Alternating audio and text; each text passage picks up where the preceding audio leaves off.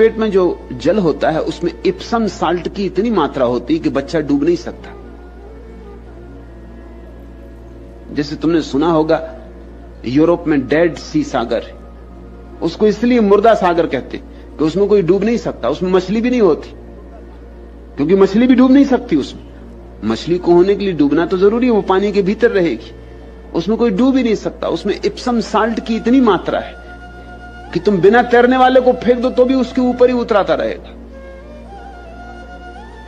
शरीर से पानी का वजन ज्यादा है, शरीर हल्का पड़ जाता है। मां के पेट में इप्सम साल्ट की इतनी मात्रा होती है कि छोटा सा बच्चा नहीं तो कभी का डुबकी खा जाए, पेट में पानी ही पानी भरा रहता। वो जो मां का पेट इतना बड़ा दिखाई पड़ता है, उसमें तुम ये मत सोचना कि इतना बड़ा बच्चे की वजह से दिखाई पड़ता, उसमें बड़ा कारण तो पानी का भरा होना है। और तुमने देखा जब स्त्रियां गर्भवती होती तो नमक ज्यादा खाने लगती, उनको नमकीन चीजें पसंद आने लगती। उसका कुल कारण इतना है कि वो पानी जो भीतर पेट में भरा उसको नमक ही नमक चाहिए, जितना नमक मिल सके उतना अच्छा। यहां तक हालत हो जाती है कि स्त्री दीवानों का चूना निकाल के खाने लगती, मिट्टी खाने लगती, सौंधी मिट्टी जिसमें थोड़ा सा नमकीन स्वाद होता। गांव की स्त्रियां तो अक्सर खेत की मिट्टी खा लेती।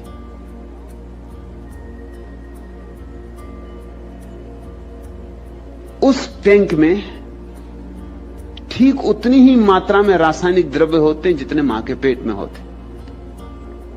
उस टैंक में आदमी को छोड़ देते, उसमें तुम डूब नहीं सकते, तुम लाख उपाय करो तो नहीं डूब सकते, उसमें तुम तैरते ही रहते हो। और गहन अंधकार, और तुम्हारी नाक से बस एक नली जुड़ी रहती, जैसे मां के पेट में तुम मां से जुड़े रहते हो श्वास लेने के लिए, ऐसी ही बस एक नली जुड़ी रहती जिससे ऑक्सीजन आता रहता। इस टैंक में घंटे 2 घंटे रहने पर अपूर्व अनुभव होते, शांति के, शून्य के, देह रहितता के। उस टैंक का नाम ही उन्होंने रखा है समाधि टैंक। उनके लिए कोई और अच्छा नाम मिला भी नहीं, पश्चिम की भाषा में है भी नहीं कोई और अच्छा नाम।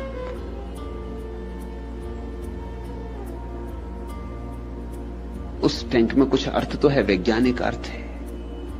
उसमें जो 2-3 घंटे रह आता है उसको पहली दफा फिर से पुनः याद आ जाती है मां के गर्भ में रहने की, और उस शांति की, उस आनंद की।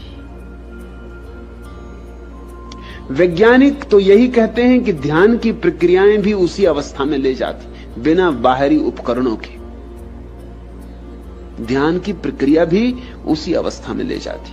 मोक्ष की, स्वर्ग की खोज भी उसी की खोज है। घरों में भी हम जो अपने कमरों को बनाते हैं वो इस ढंग से बनाते हैं कि वो सब तरह से हमें उत्तप्त रखें, प्रसन्न रखें, प्रफुल्ल रखें, शांत रखें। मगर अब तक ठीक ठीक मां के पेट का अनुभव कोई भी चीज पूरी तरह नहीं दे पाई है।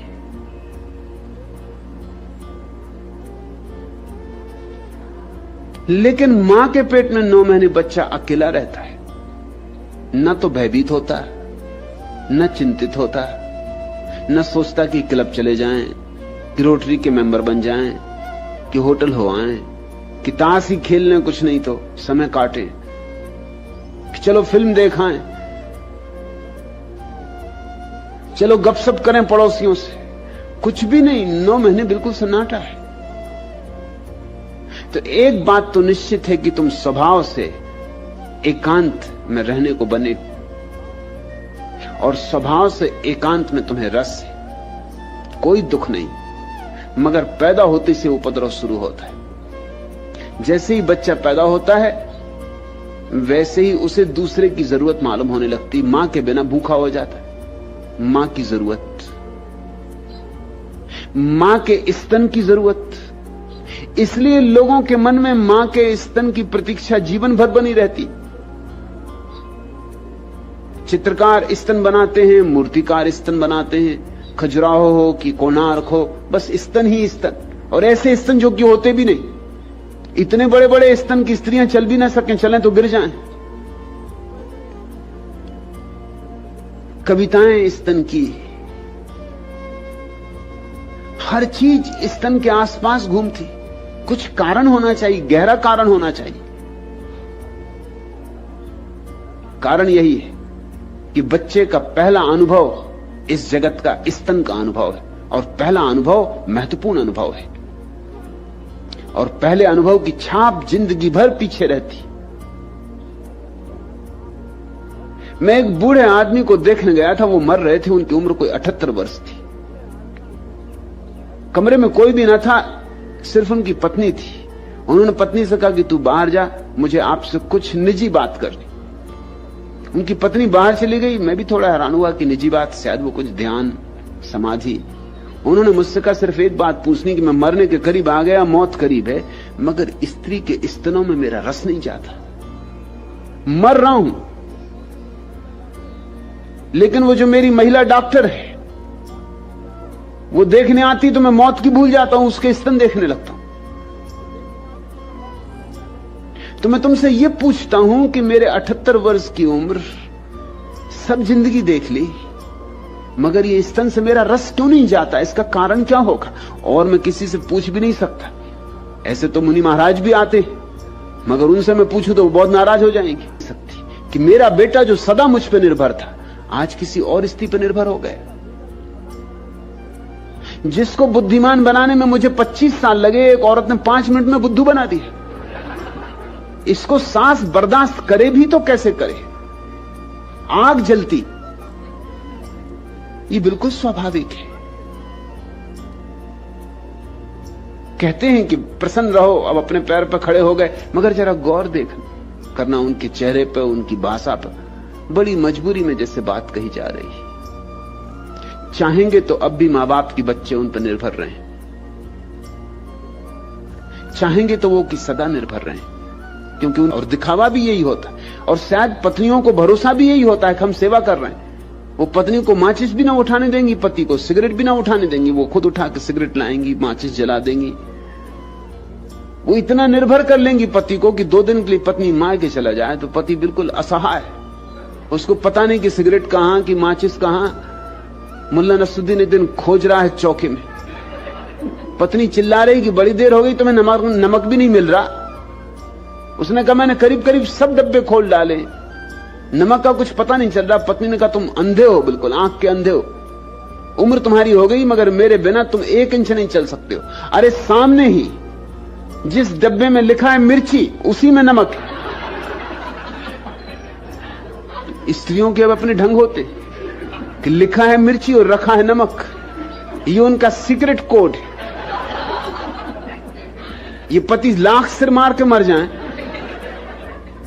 कितने ही शब्दकोशों में देखें मिर्ची, कहीं भी नमक नहीं। पति को बिल्कुल निर्भर कर देना जरूरी है। पति भी पत्नी को निर्भर कर लेता अपने ढंग से, गहने लाके, नई साड़ियां लाके। ये एक दूसरे की निर्भरता पर जी रहा जगत है।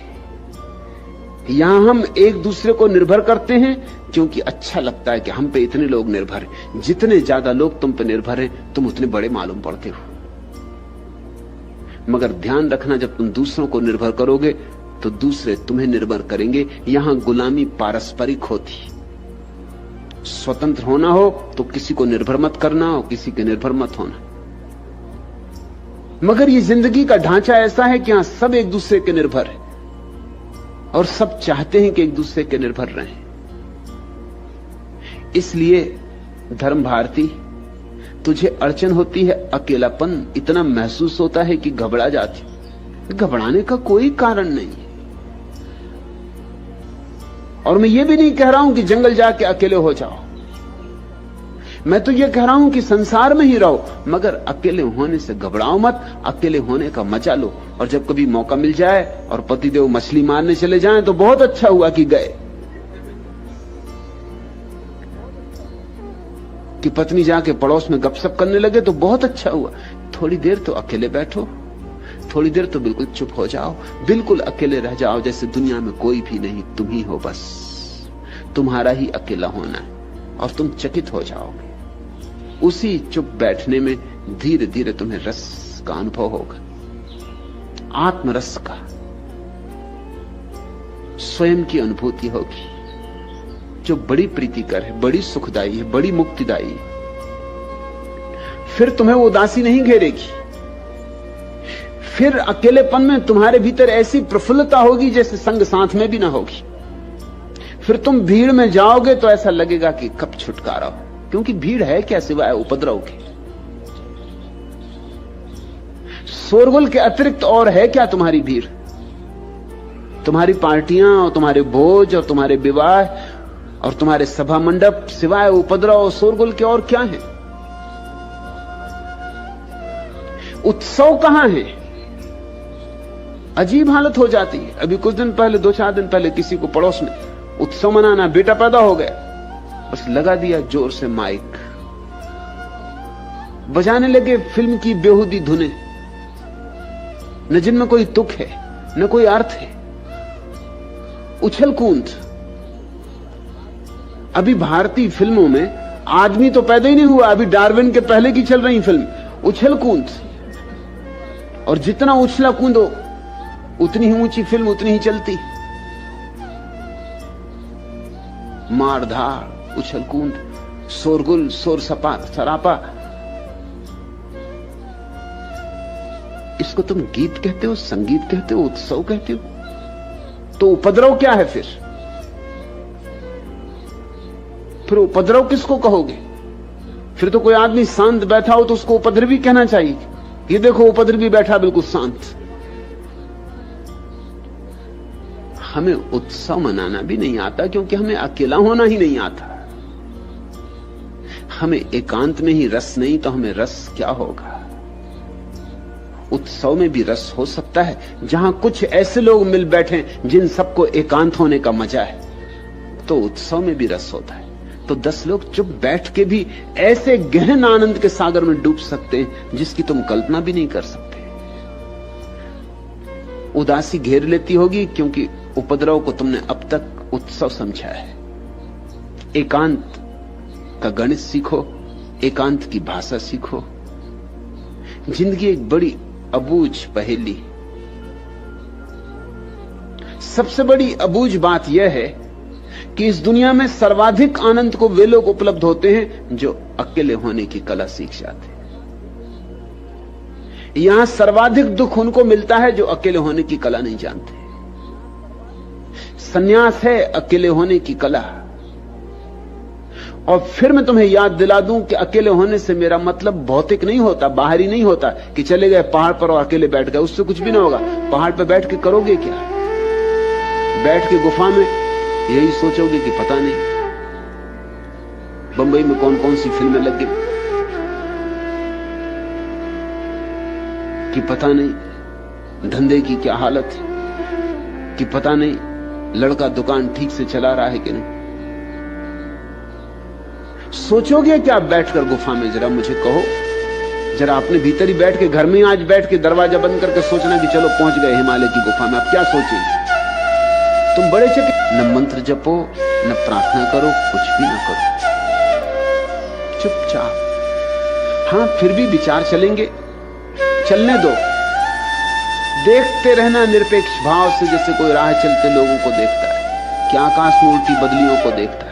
निष्प्रयोजन देखते रहना, तटस्थ देखते रहना, बिना किसी लगाव के, बिना निर्णय के, ना अच्छा न बुरा, चुपचाप देखते रहना, गुजरने देना विचारों को। आए तो आए, ना आए तो ना आए, ना उत्सुकता लेना आने में, ना उत्सुकता लेना जाने में। और तब धीरे धीरे एक दिन वो घड़ी आएगी कि विचार विदा हो गए होंगे, सन्नाटा रह जाए।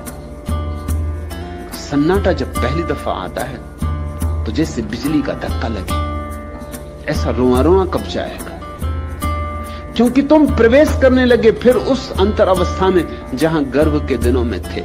ये गहरा झटका लगेगा। तुम्हारा संबंध टूटने लगा संसार से, तुम्हारा संबंध छिन्न भिन्न होने लगा भीड़ भाड़ से, तुम संबंधों के पार उड़ने लगे। झटका तो भारी लगेगा, जैसा हवाई जहाज उठेगा जब पहली दफे पृथ्वी से, तो जोर का झटका लगेगा, ऐसा ही झटका लगेगा। घबराना मत। एक बार पंख खुल गए आकाश में, एक बार उड़ चले तो अपूर्व अनुभव, अपूर्व आनंद है। फिर एकांत कभी दुख न देगा। एकांत तो क्या, फिर भीड़ भी दुख न देगी, क्योंकि तब भीड़ में भी एकांत बना रहता है। जिसको भीतर सधने की कला आ गई, वो बीच बाजार में खड़े होकर भी ध्यान में हो सकता है। दुकान पर बैठे बैठे काम करते करते, और भीतर धुन बजती रहेगी निस्बासर, रात दिन नींद में भी उसकी धुन बजती रहेगी। लेकिन अभी मैं समझता हूं उदासी लगती होगी, घबराहट होती होगी, अकेलापन डराता होगा। ये स्वाभाविक लक्षण है। प्रत्येक मनुष्य को इस तरह की गलत शिक्षा दी गई। सम्यक शिक्षा होगी अगर कभी, तो हम प्रत्येक बच्चे को अकेला होना भी सिखाएंगे।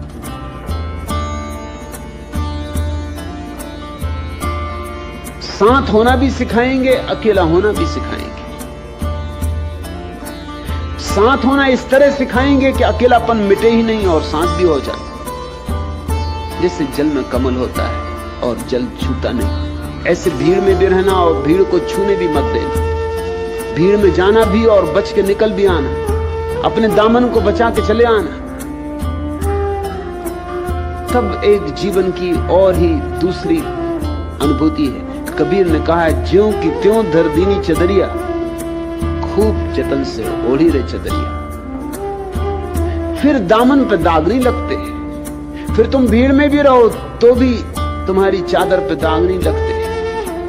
जैसी की तैसी परमात्मा के हाथ में लौटा दी जाती कि ये लो, रखो अपनी चादर। दी थी तुमने, हमने जतन से ओढ़ी, जतन से उपयोग की, मगर कोई दाग नहीं लगे। किस चादर की बात कबीर कर रहे हैं? यही भीतर के एकांत, ये भीतर के शून्य, ये भीतर के मौन, भीतर के ध्यान, ध्यान की चादर तुम्हारे पास, तुम्हारे जीवन में वास्तविक जीवन का पहला संस्पर्श होगा। यह हो सकता है। और धर्म भारती मेरे पास होके अगर ये न हो तो समझना कि तुम बहुत बाधाएं डाल रही होगी इसके होने में। बाधाएं हटा लो, अड़चने विदा कर दो। ये तो नाव चली ही है, इस पे सवार हो जाओ। पाल खोल दिए गए, हवाएं ले चली हैं इसे। पतवार भी हम नहीं चलाते। पतवार भी कौन चलाए जब परमात्मा ही हवाओं में बांध के पालों को और ले जाता है अपने सागर तट पर। तो कौन चिंता करे पतवारों की।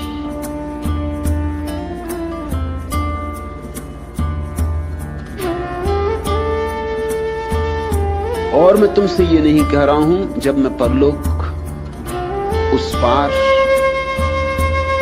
उस गंतव्य की बातें करता हूं तो तुमसे ये नहीं कह रहा हूं कि कल होगा, कि परसों होगा, कि अगले जन्म में होगा। मैं तुमसे ये कह रहा हूं ये चाहो तो अभी हो सकता है, यहां हो सकता है, होना ही चाहिए। अपने को संगठित करो, अपने को एकजुट करो। बस मत कर देना अरे पिलाने वाले, हम नहीं विमुख हो वापस जाने वाले। अपनी असीम तृष्णा है तेरा वैभव, अक्षय है अक्षय अरे लौटाने वाले। उसके मंदिर पे बैठो तो फिर लौटने की बात ही मत कर। उदासी आए, बेचैनी आए, पीड़ा आए, पुरानी आदतें बल मारे, फिक्र मत करना। बस मत कर देना अरे पिलाने वाले, हम नहीं विमुख हो वापस जाने वाले। अपनी असीम तृष्णा है तेरा वैभव, अक्षय है अक्षय अरे लुटाने वाले। हम अलख जगाने आए तेरे दर पे, हम मिट मिट जाने आए तेरे दर पे। इस रिक्त पात्र को भर दे भर दे भर दे, मदहोश हमें तू कर दे कर दे कर दे। हम खड़े द्वार पर हाथ पसारे कब के, हो जाएं अमर ए अमर हमें तू बर दे। है एक बिंदु में सिंधु भरा जीवन का, परिपूरित कर दे मानस सूनेपन का, फिर और यहां पर पाना ही है खोना, हंसकर पीने में छिपा प्यास का रोना, चलने दे सुख के दौर अरे चलने दे, भर जाए दुख से उरका कोना कोना, अपना असीम अस्तित्व दिखा दे हमको, बस लय हो जाए, बस लय हो जाना अरे सिखा दे हमको, तेरी मधुरा का बूंद बूंद दीवाना, हम नहीं जानते अपना हाथ हटाना, इस पथ का अथ है नहीं न इसकी इति है, गति है गति है गति है बस बढ़ते जाना, किस ओर चले है हुआ कहां से आना, किसने जाना निज को किसने पहचाना, माना की कल्पना और ज्ञान है माना, पर अविश्वास का भ्रम का यही ठिकाना है, एक आवरण बुना हुआ है जिसमें दिन रात और सुख दुख का ताना बाना, उस ओर व्यर्थ का यह प्रयास जाने दे, पाने दे हमको मुक्ति यहीं पाने दे। मैं तुमसे कह रहा हूं हो सकता है अभी और यहीं,